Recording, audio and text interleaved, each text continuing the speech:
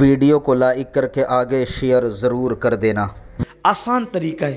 لوگ عید کی نماز کو بہت مشکل سمجھتے ہیں اور سوچتے ہیں کہ کیسے پڑھیں۔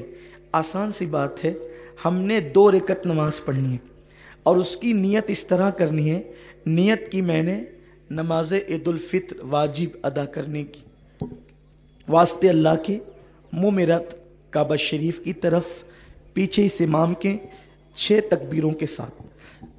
اگر آپ اس طرح نہ کہہ سکیں، زبان سے نہیں ادا کر سکیں، تو آپ صرف دل میں یہ نیت کریں، دل میں سوچ لیں کہ میں اللہ کے لیے عید کی نماز پڑھ رہا ہوں، بس اتنا کافی ہے۔ اس لیے کہ الفاظ کے اتار چڑھاؤ کے محتاج بندے ہیں، اللہ رب العزت تو دل کے جذبات کو بھی جانتا ہے۔ دل میں جذبات بعد میں پیدا ہوتے ہیں، وہ علیم بذات الصدور پہلے جانتا ہے کہ آپ کے دل میں جذبات کیا پیدا ہوتے ہیں، اور دل میں صرف سوچ لیں کہ ہم اللہ تیرے لیے عید کی نماز ادا کر رہے ہیں اور ہم نے اس کی نیت کی ہے۔ اس کے بعد جو ہے تکبیر تحریمہ ہوگی، یعنی امام جو ہے وہ کانوں کی لو تک ہاتھ اٹھا کر کے تکبیر کہے گا، جو پہلی تکبیر ہوتی ہے۔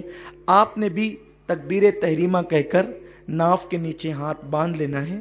امام صاحب ثنا پڑھیں گے، آپ نے بھی ثنا پڑھنی ہے۔ ثنا پڑھنے کے بعد ہمارے معمول سے ہٹ کر 3 تکبیریں ہوگی۔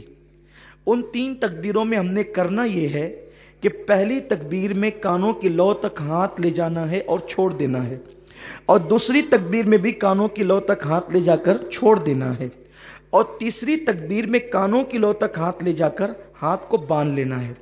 2 تکبیروں میں ہاتھ چھوڑ دینا ہے اور تیسری تکبیر میں ہاتھ کو باندھ لینا ہے۔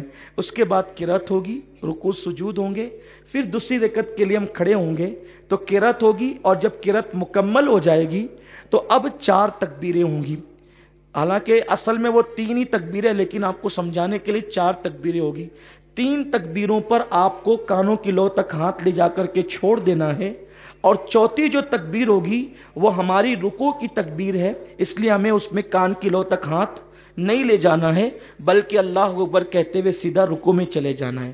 آسان سی چیز ہے کہ پہلی رکعت میں بھی 3 تکبیریں ہیں اور دوسری رکعت میں بھی 3 تکبیریں ہیں جو زیادہ ہیں، لیکن پہلی رکعت میں قرات سے پہلے 3 تکبیریں ہیں اور دوسری رکعت میں قرات کے بعد 3 تکبیریں ہیں، اور پہلی رکعت میں 2 مرتبہ ہاتھ اٹھا کر کے چھوڑ دینا ہے، تیسری میں باندھ لینا ہے، اور دوسری رکعت میں تینوں تکبیروں پہ ہاتھ چھوڑ دینا ہے، اور جو چوتھی تکبیر ہے وہ رکوع کی ہمارے معمول کی تکبیر ہے، اس میں ہم نے رکوع میں چلا جانا ہے۔ پھر اس کے بعد جیسے ہم نماز ادا کرتے ہیں اپنے معمول کے مطابق ہم نماز ادا کریں گے۔ نماز ادا کرنے کے بعد انشاءاللہ تعالی پھر خطبہ ہوگا، اور خطبے کے بعد پھر دعا ہوگی۔